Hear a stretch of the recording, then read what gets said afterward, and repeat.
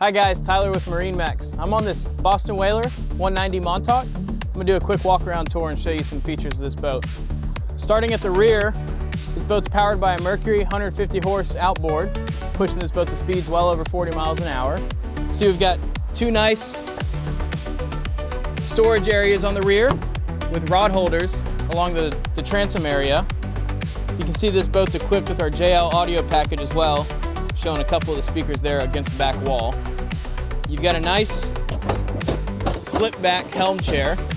You can set it anywhere you want. You can put it all the way back, sit down, face the rear where you got some rods out fishing or hanging out.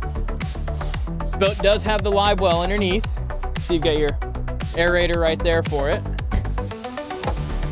Flip this seat back forward. Now you've got a nice two-person bench for while you're driving. At the helm, you'll see we've got a SIMRAD display. This will have your charts, depth, echo, instruments, anything like that. We've got a pair of mercury gauges with physical and digital readouts. You got your mercury shifter, a couple of cup holders down here, your JL head unit, Bluetooth, radio, whatever you want. And then you'll see next to the compass, we've also got another pair of cup holders, giving you 4 total cup holders at the helm.